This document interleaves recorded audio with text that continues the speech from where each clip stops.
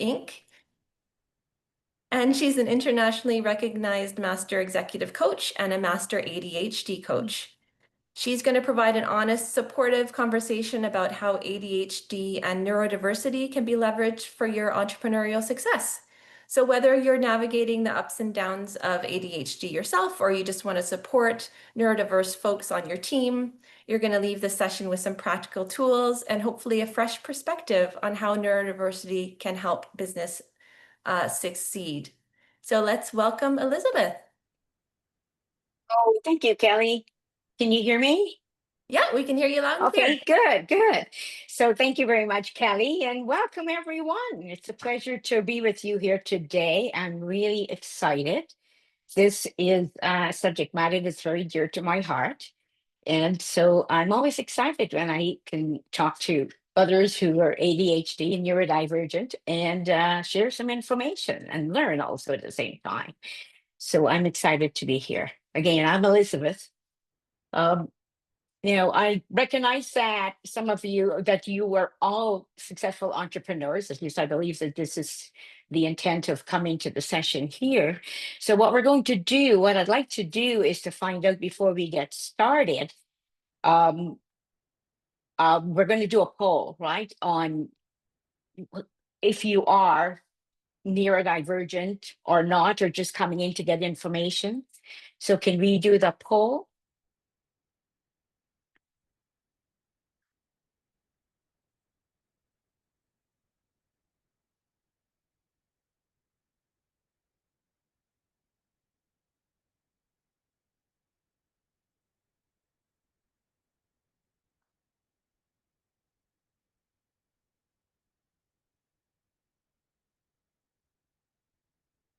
Awesome.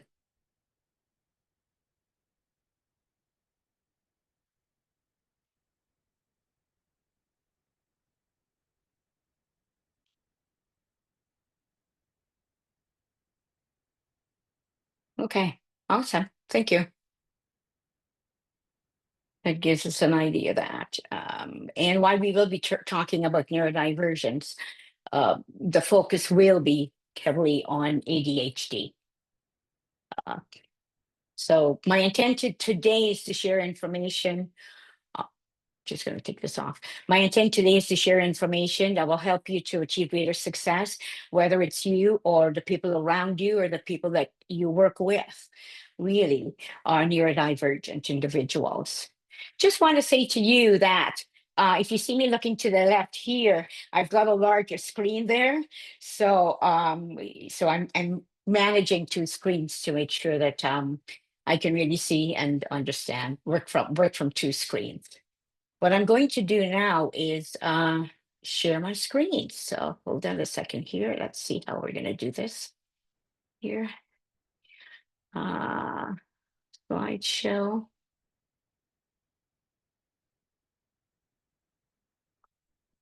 Hold on a second here. There we go. So can you see the screen okay? Looks great, Elizabeth.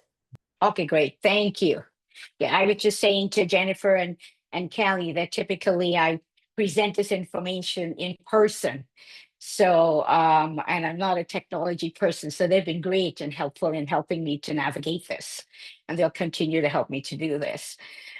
So let's look at the agenda that we're going to be focusing on today. We're going to be talking about the makeup of neurodiversity, how the neurodiverse and diverse brain works. I think it's important for students to get some common understanding, exploring some of the strengths and challenges for ADHD entrepreneurs, and strategies and tools for ADHD entrepreneurs so that we can harness their unique abilities and create some greater success, make life a lot easier and less stressful. So we'll start with what is neurodivergence? And I'll leave that up there.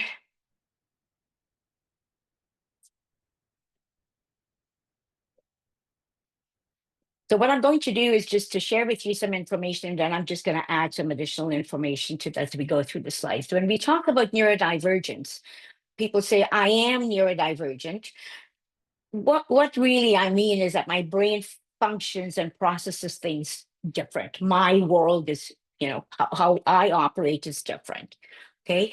And when I say different, it's from what we call a atypical or a normal brain, basically.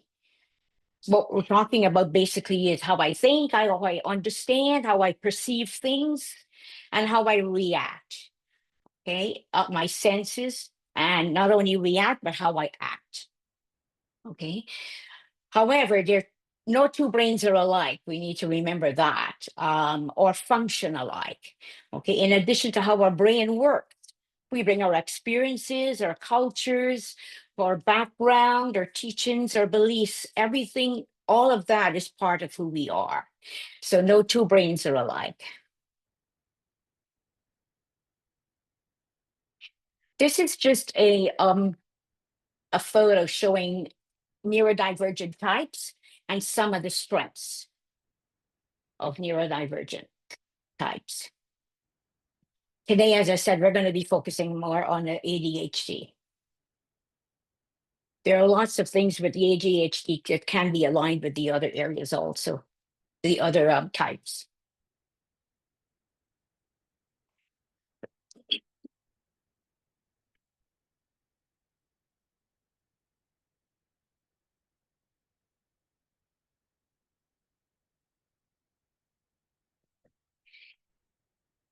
So typically, the general public, people assume that neurodivergent individuals are less capable. But in reality, they bring unique talents, skills, creativity, empathy, and innovative thinking. Those are just some of the strengths that they bring to the table.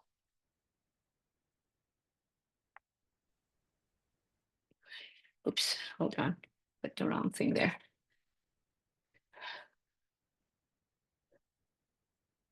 So let's talk about a little bit about how does ADHD affect the brain, as I said. So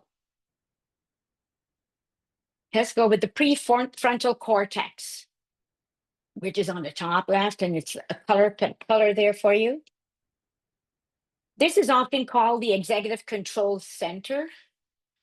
This part of the brain is crucial for what we call executive functions, such as focusing attention, controlling impulses, and carrying out goal-directed behavior.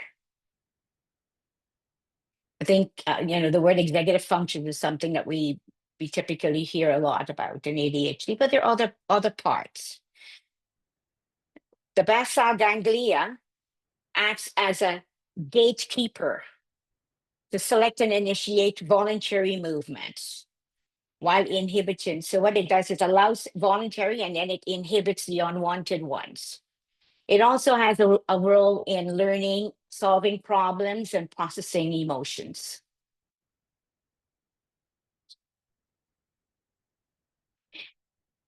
Then we have the limbic system. It's a group of brain structures. Its function include processing emotions, forming long-term memories, motivation, and controlling survival behaviors like feeding, fighting, and reproduction. Another word for reproduction is sexual part. And then we have the reticular activating system. And that's responsible for sensation, consciousness, attention, and what we call the sleep-wake cycle. And this is known as also as a RAS, R-A-S. The RAS filters information and decides what's important to you.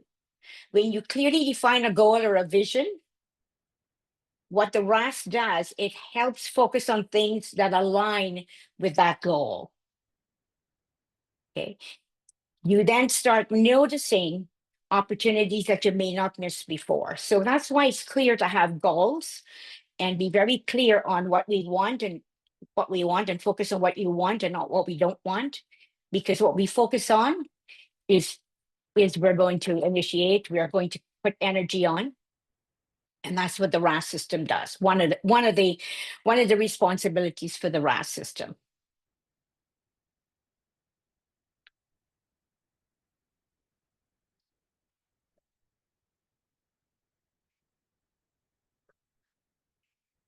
So let's talk about the motivations, why entrepreneurship is such a great, it's so attractive to neurodivergent ADHDers. Okay. Basically, the reasons are we're attracted to entrepreneurship. It's there's some flexibility, being in control of our career and our lives and our success. And it encourages creative and innovative thinking. We're not stuck in things that are too rigid. If there's anything that's rigid or any rules, we're making it.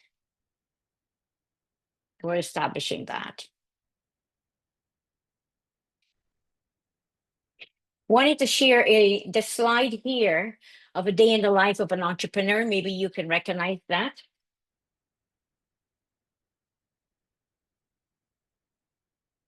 I know for me, for one, going through this here as being an entrepreneur for the past 30 years, 31 years, I certainly have been at different spots at different times of this here.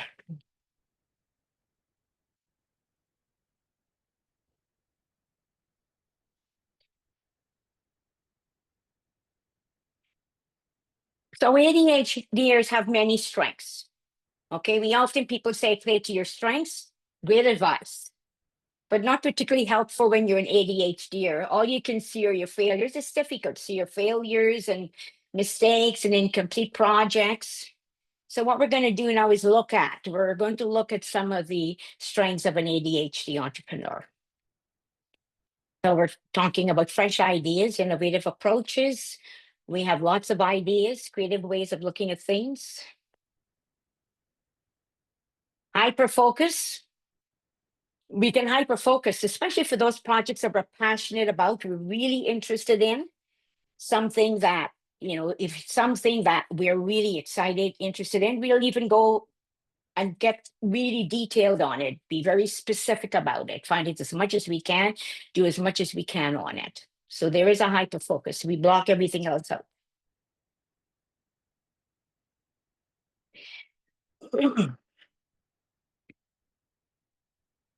Problem solving, we like to challenge the status quo. ADHDers are great at challenging the status quo. What's the norm? Okay. We're going to come up with new ways of looking at things, new paths, creative things, solutions, new ways of looking at problems.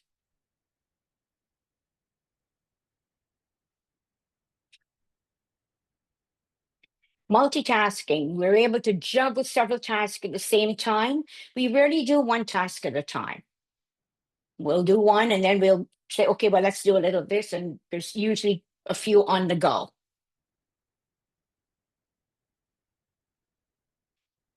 Enthusiasm and passion. We're passionate about making a difference, not only challenging the status quo, but making a difference, a bigger impact. Okay, something that is meaningful to us. And that passion can often inspire others. That energy, that passion, that enthusiasm can often inspire others. Okay. And we're also lifelong learners. We love to learn new things, new ideas, sharpening our skills or tools.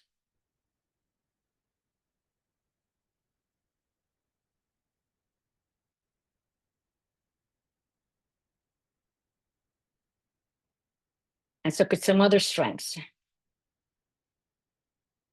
Energy. Think fast, talk fast, move fast. Like action.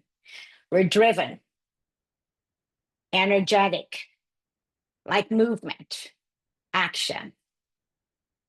We're the people that like the tick sheets to make sure we're ticking off things that we're doing.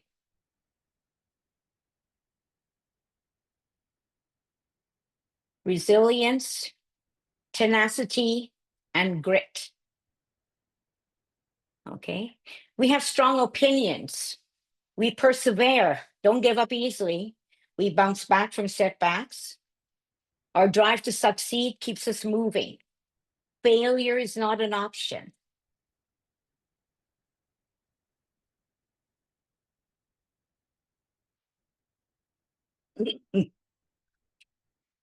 So while chaos for us can be overwhelming at times, ADHDers are able to work in chaos and with unpredictability and flexibility and inconsistency. They're able to do that. They don't need to have everything. They'd like to, but they don't need to have everything lined up.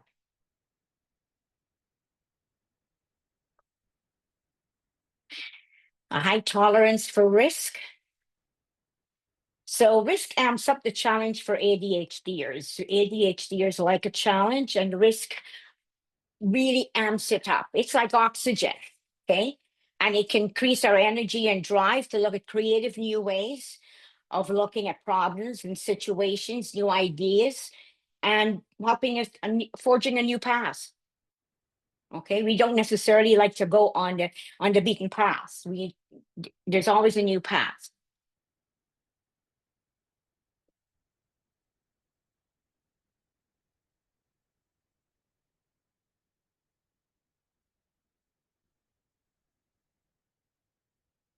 Ever feel like your ADHD is a roadblock to your entrepreneurial dreams?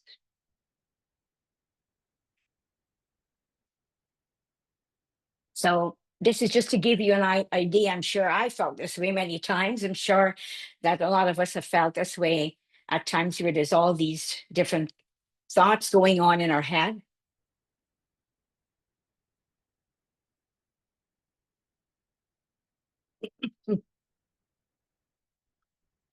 So like strengths, ADHD have many challenges.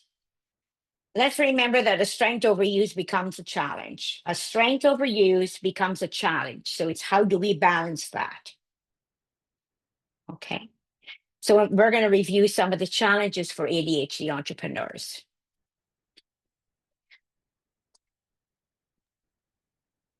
Time and organization. Oops, sorry.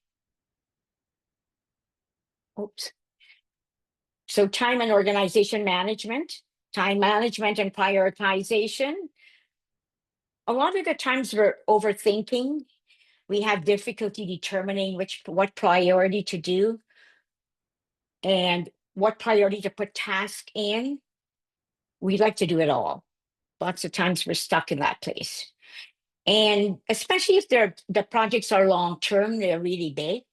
So we're going to talk about, with regards to when we talk about some of the solutions and some of the strategies, and we'll talk about how we can address a lot of these challenges.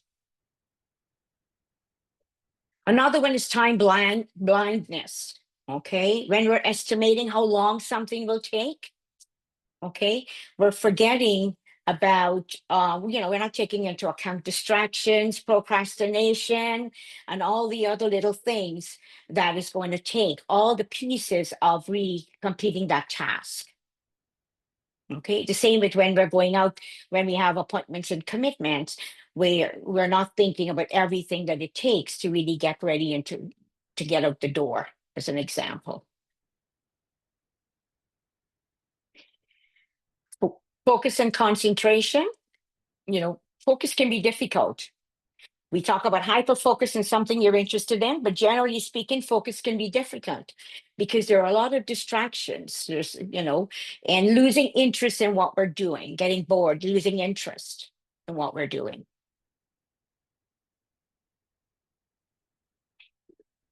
Consistency. Okay. We can start anything if we're excited about it. However, we get bored easily. We lose interest. And what that does then, it lacks follow through. Lots of incomplete projects, planning to read a book, start reading a book, and then leave it part way, and it's not completed and go to another one. So things like that.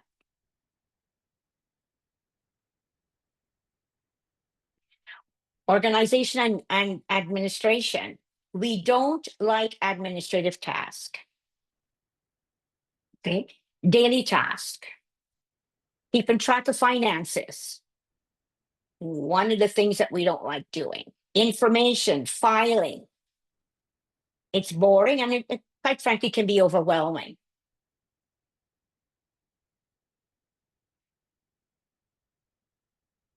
Impulsivity. We know that we can make hasty decisions without thinking everything through, without thinking of the pros and cons, having an objective point of view. And what we will do is we can end up making decisions based on how we feel rather than really looking at the objective point of view and all the sides.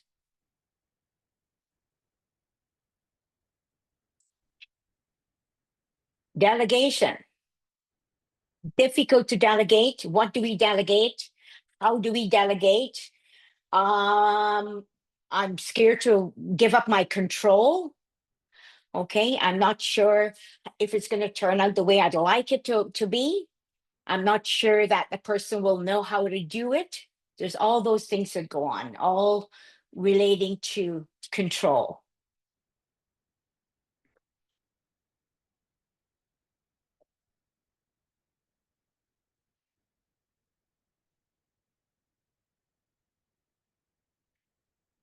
Procrastination, one of the biggies.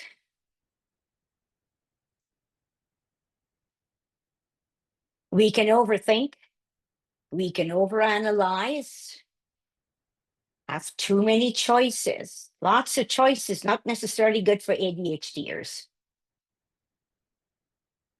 We come up with our own also. Or we're just unmotivated and hesitant to start.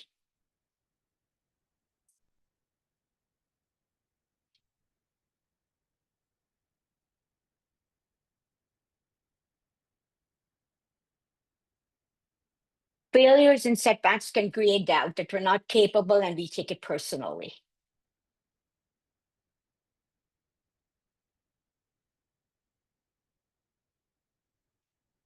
Emotional dysregulation and rejection sensitivity. Well, as I said, we take things personally and it affects how we see ourselves.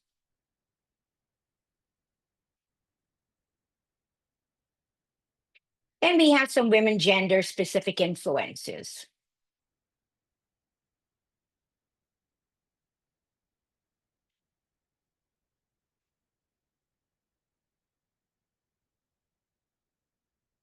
So we've finished with the challenges. There's lots of strengths and lots of challenges, lots. I've just picked out some key ones. What we're going to look now is what are some of the strategies and tools. Okay. One of the most important things that I like to share and say to ADHDers is what's most helpful is that we have an innate understanding of how our brain works and how it does not work. And it's not only an understanding, but ownership. This is who I am. This is who I am. This is what I'm not. And I'm okay with it.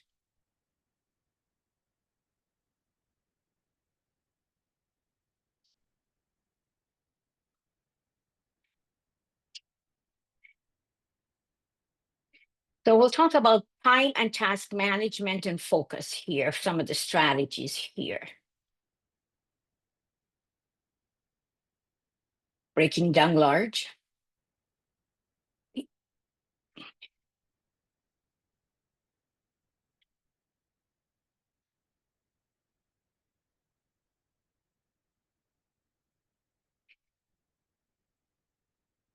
So we do know that immediate rewards motivate us. Okay. The hardest part of a task is starting it. Okay. And that's to do with the ADHD brains have less dopamine in the prefrontal cortex. I wouldn't get into all of that with regards to how that works. But basically what happens, the hardest part is starting. So one of the things that you can do, what I call a brain hack, really, is really set yourself up. Set your brain up. You only have 5 minutes and you set a timer. and no pressure to finish, just start. And what this does, it tricks your brain out of paralysis. If you're getting into, I don't know where to start, how to start, I'd like to start and I don't feel like it, unmotivated, whatever it may be, put the timer on for 5 minutes. Once you get moving, your dopamine levels will rise and your momentum will build. And most of the time you'll keep going. And even if you stop, it's still progress. The intent really is intent of thinking, taking a long stretch and thinking, oh, this is going to take me an hour, half an hour, 2 hours, whatever it may be. You just say, okay, I just need to do 5 minutes. I'm just going to start it for 5 minutes. And what'll happen is that dopamine level will increase. Leverage your strengths, okay? Ask yourself, I often say, when I say why and what, ask yourself, why am I doing this business? Why did I choose this business, this as my career, okay? What about it that's exciting and passionate for me? What am I connected to? What's important about it?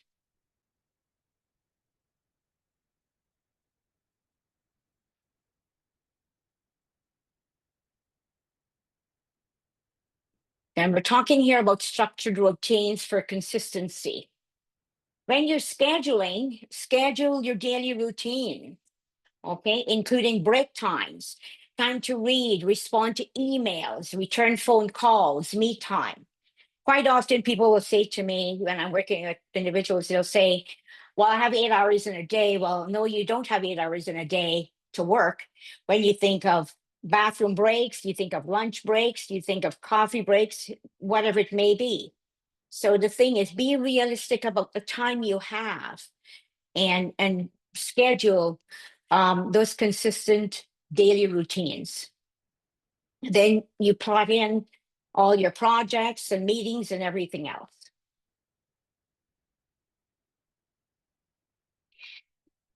Procrastination and paralysis.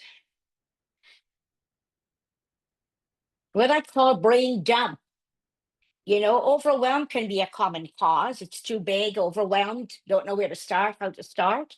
Okay. When you write things down and you write down what's going on in your head, all the things that's going on in your head, then what you can then do is see it for what it is and then make a decision of where you want to start, prioritize it. Okay. One of the things also I suggest is shelving things. Okay, when you're scheduling things, if there's something you're not going to tackle now, put it. When I say put it on the shelve it is put it then okay on a date, whatever the date is down the road, whether it's a week or 2 weeks, whatever it may be, that I come back to that, and then I will make a decision as to what I'm going to do about it. And when you do it that way, then it's not just staying in your head as to wondering, oh, when am I going to do that? I have to look at that kind of stuff. Okay.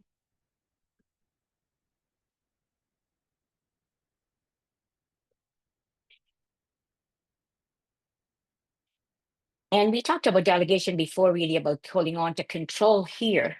So the thing is here, it's about delegate pieces of tasks and projects. Okay. The ones you don't like, the administrative stuff, the financial stuff, all the things, the filing, all those things that you don't like to do, delegate that. When you're hiring people, you're hiring the person who really can then balance off your skills and strengths. So maybe someone who likes to do that, maybe someone who can then add value as a team member, and don't match exactly what you like or your strengths, those types of things. So just to make sure that you're hiring the right person there.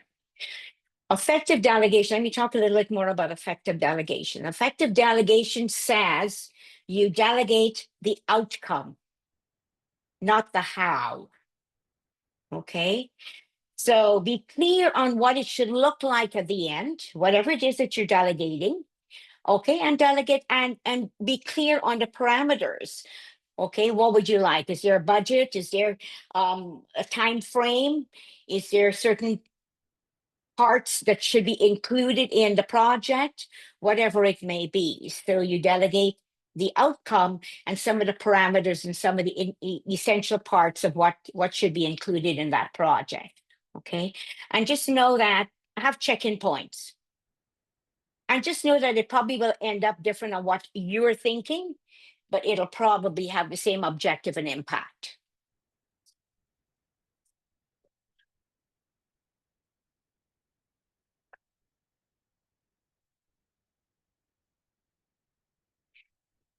Build accountability, share your goals with others. The body doubling really is just, this forces you to choose a specific project, set aside a specific time to do the work and be accountable. It's like a buddy system. So it's having that, especially those large projects or those things that are difficult to get to, but they're important, whatever it may be. When we look at impulsivity and emotional regulation, okay, ADHDers like to interrupt. It's our brain wiring. And it's usually because we're excited and we want to connect. That's it. We don't want to be on show. We just want to connect. And we're afraid we'll forget what we're thinking. So we want to share it right away. We also want to connect with what the person is saying and understand what they're saying and be part of that. It's a way to do that.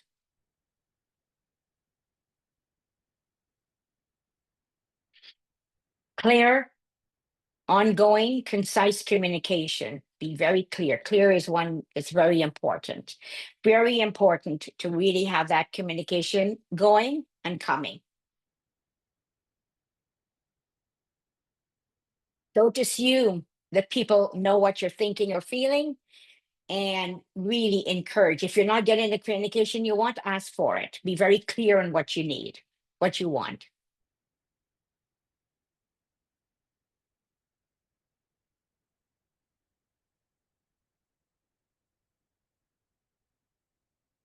Let's look at organization systems and tools. The planner, scheduling, allocating time blocks, me time, allocating, just we talked about, you don't have 8 hours in a day. You've got to consider all those breaks, all those lunches, and all the things that happen. Okay. I always very often suggest that people have one planner or calendar. And that planner and calendar has your life commitments. It has your business, your personal, your family commitments. If you have more than one, it's too much to manage. So you just have one calendar, one schedule that has everything in there. If I lose my planner, my calendar, I can't tell you what I'm doing tomorrow. I have an idea, I know it's scheduled at, but I couldn't tell you because I don't have to think about it. I don't have to worry and think about what am I missing? What do I have and don't have? Okay. It's a very essential tool. Regular scheduled meetings. And meetings, effective meetings should have a clear objective. Okay. It's the focus of the meeting, the conversation. Why are we meeting? What's the focus? Okay. And there's an impact after that. Once we've discussed this, whatever the objective is, what's the impact it's going to have? What are we going to do with it?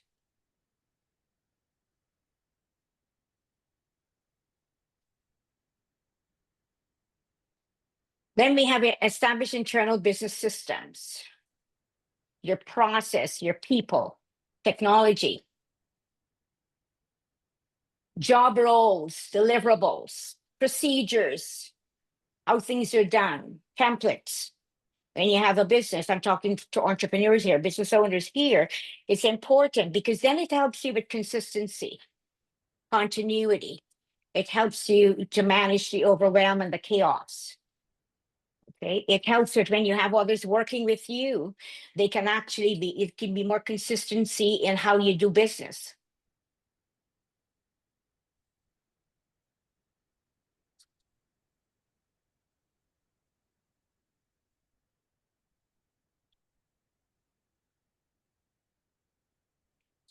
Hmm. Strong networks, very important. Support networks, uh, including resources. Your network is not only tools, resources, people, groups,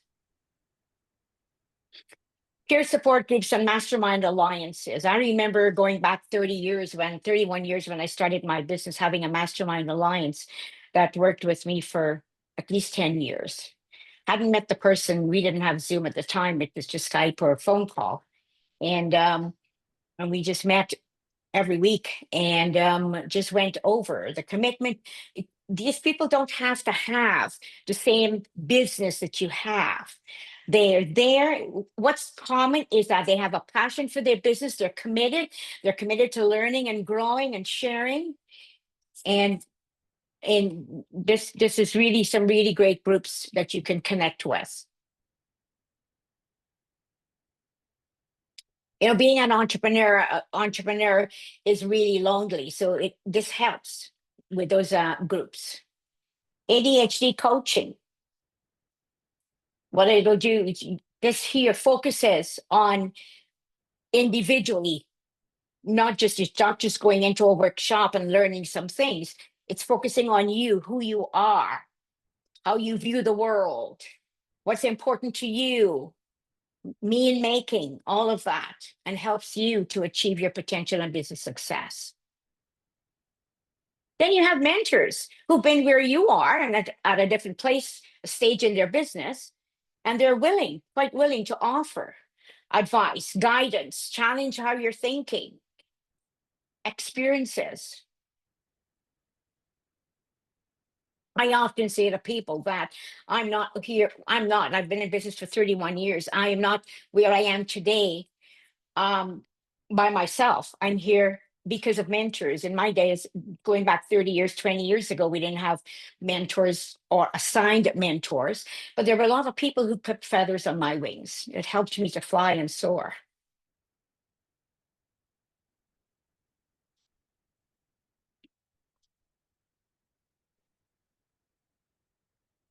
Let's look at self-care, okay? Mindfulness, relaxation,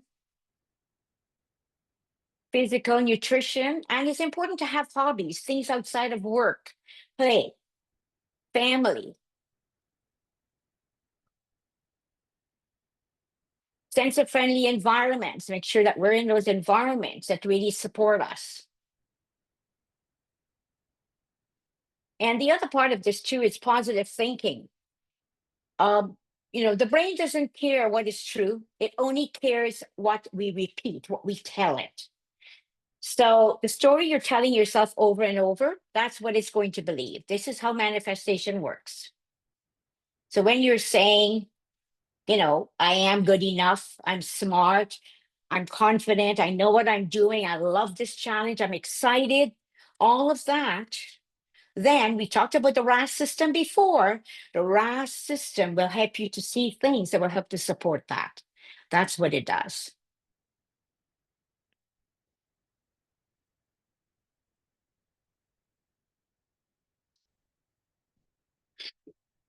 So success really is focusing on really what's important to us, right?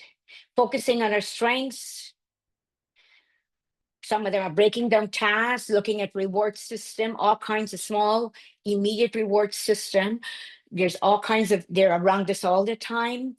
And really doing our own way of doing things, knowing ourselves, knowing what works for us, and doing it our way. Very important.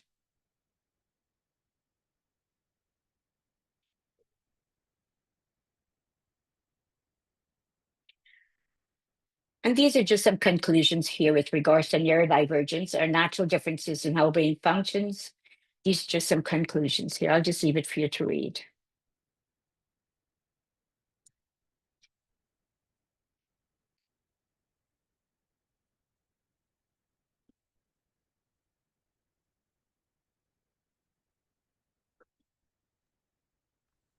I'll just mention that folks are welcome to add some questions to the Q&A. We'll have a few minutes. And I've been monitoring the chat as well.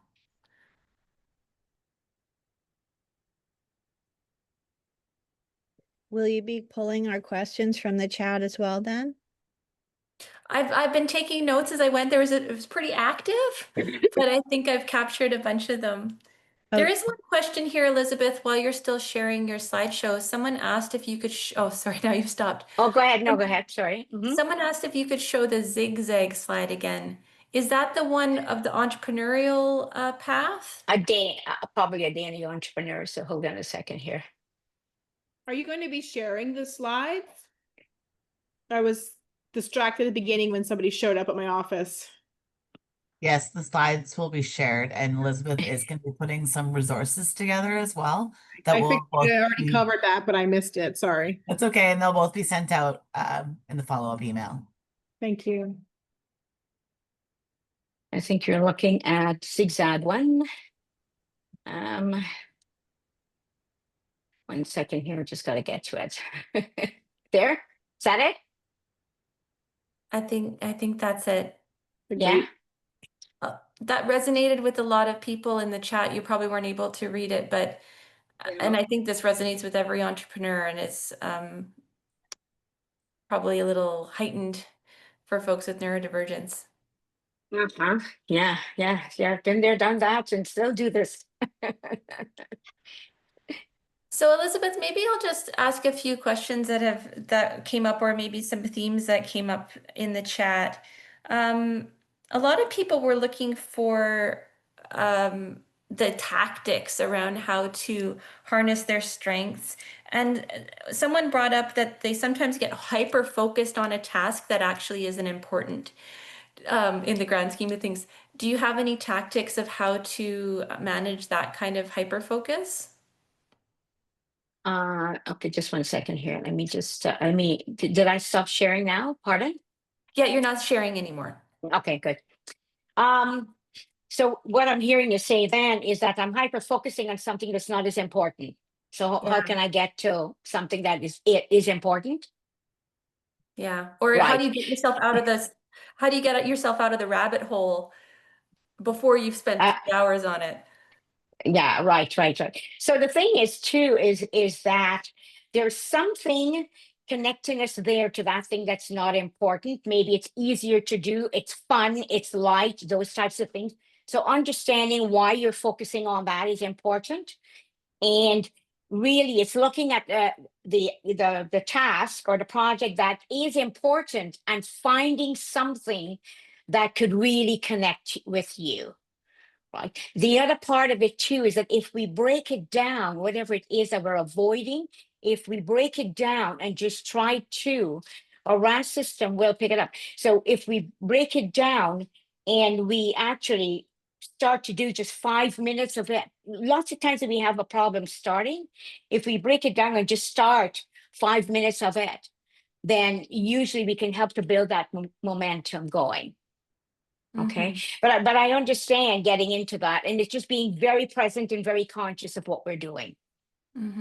Yeah, presence and consciousness, mindfulness is very important in managing ourselves, really.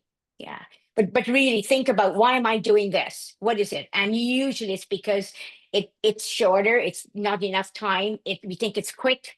We'll do, like, say, the C task before we do the A task as an example, when we do time and priority management. So just finding out what it is, why we're doing that. And really then being honest with ourselves and saying, okay, how can I take this task and try to find some things that can connect for me to get me started on it. There was some similar questions. There was a lot of emphasis on the scheduling, and people are wondering if there's any tips on how to actually keep to that schedule, and maybe if people have their thoughts in the chat of how they keep to a schedule, that would be helpful. But do you have any ideas or how you structure your days, Elizabeth? I put everything in there. I block out time for, there are times that we need project work. There's a certain, as an example, this presentation, block out times of when do I need to present it, when do I have to get it finished, keeping the end in mind, starting with the end in mind, and keeping in mind, putting in some flexibility there, but at the same time, and then working my way through to the beginning and blocking out times and blocking out breaks, because there are times when you're talking about the large projects, we don't want to be doing it for hours. We may want to do it in shorter spaces and something else. But basically, remember that you're managing your schedule. I also block out me time, and it's me time where there are things that may not be work, but are critical and important to me to make sure that I can be energized and focused, those types of things.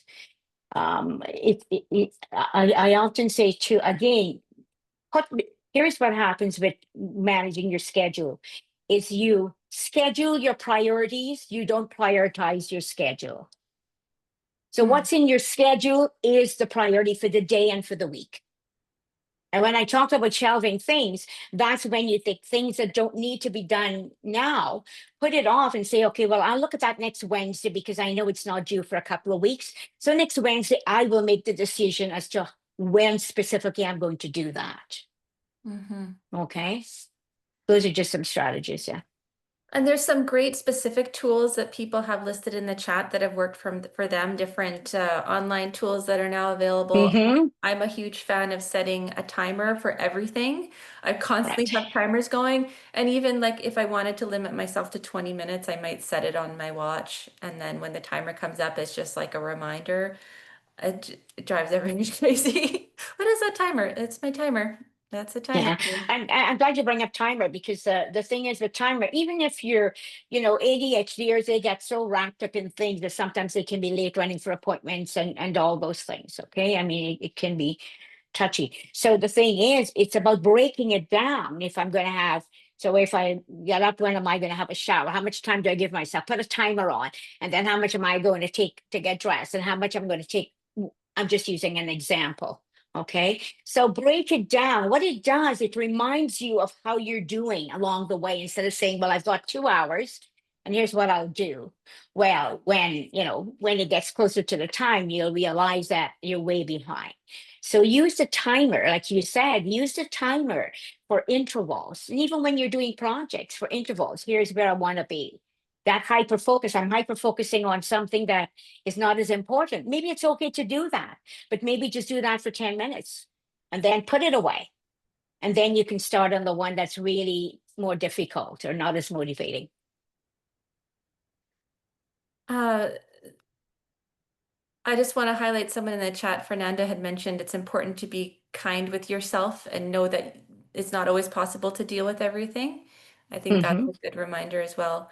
There's a question here about maybe something more around the support side for folks who are interested in assessment for ADHD or autism spectrum.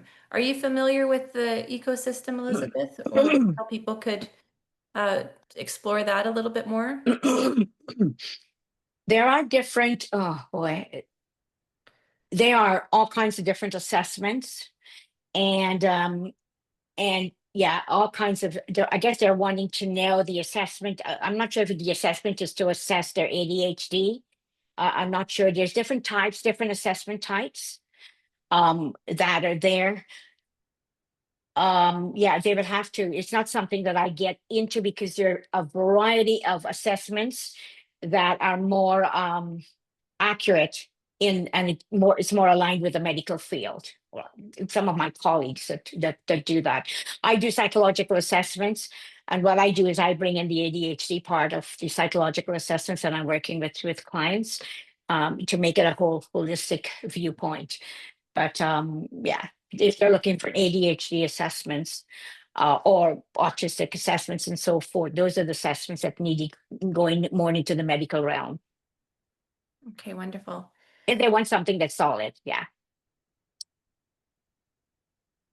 So just to make sure that we end on time, I think we'll have to wrap up here in a minute. I love the energy in the chat. There's so much in there about the different resources. So I hope that people are finding new ways to manage their strengths. I'm Mhm. just going to share my screen here so we can close it out. Can I add something? Excuse me, I raised my hand. I don't think you saw it. Oh, sorry. Yes, go ahead. A few years ago, I was recommended by my family doctor to Parhar Institute. So Parhar Institute is a Canadian institute that is focused on ADHD, and they have like a process to assess and give you results on exactly what kind of ADHD you have. I think it was very helpful for me. It was a long process too, like pages of questions and an interview. And they do give you like a certificate that shows your assessment and it's like a proof. So if anyone needs that, I will write it in the chat if that helps. Thanks for sharing. I'm sure there's Yeah. lots of different resources out there, and talking to your medical practitioner is probably a good start. Yeah, and I will include some when I include the resources. I will include some good resources there where you can go and explore, and also some resources there for where you can go to get assessments and things like that. And a good reminder here in the chat that if you want to have access to the resources and stuff that was in the chat, you can save the chat. So Rena has provided the instructions there on how to do that. Thanks for that reminder. So we're just going to wrap up here. I really want to thank Elizabeth for her wonderful session. There was some really great feedback in the chat. People were saying, "You're talking about me." So I think people are feeling really seen and have some new ideas and tactics for how to make their neurodivergence even more of a strength. So thank you so much to Elizabeth for your time. While we have you, I want to highlight just a few things that we have on offer here right now at WeBC. So we have a bunch of, Kelly, Yep, just quickly before you go, I go just want to ahead. say thank you to everyone for giving me this opportunity. And there's just Of so much course. more we can learn and share. This is just a little snippet with the time we have today. So thank you. Go ahead. And you covered a lot in those few minutes. We had the 45 minutes. So I want to highlight these SMART programs that we have. These are free courses that are available to anyone. We have courses on financial fitness, marketing, market research, HR, operations. So if you're looking for a boost in any of those areas, you can go to the SMART website as listed there and register for free. We have a few upcoming. We're still working on our fall schedule for our other webinars and things. So right now we have a celebration of Women's Entrepreneurship Day coming up on the 19th, but stay tuned for our next round of programming that will be coming through soon, I guess. So now we're going to just close with a poll. Jen, are you able to? Yeah, so Jen's just gonna share a poll here. We always like to know what you thought of the session. And like I said, if you have suggestions for future sessions, you're also able to suggest those there. We love getting your feedback. So we'll just keep the poll here for a minute to give everyone time. Lots of great resources coming up in the chat.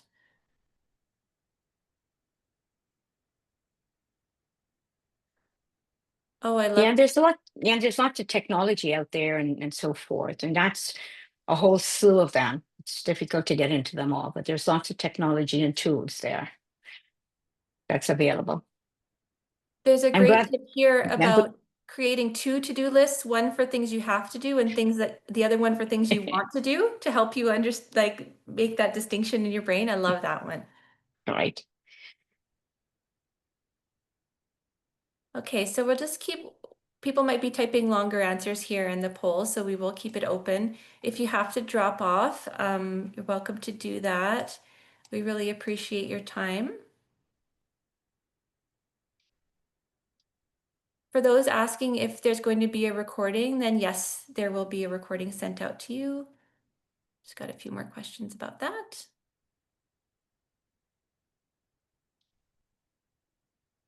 I'll just give it another minute or two on the poll. There's still some stuff coming in.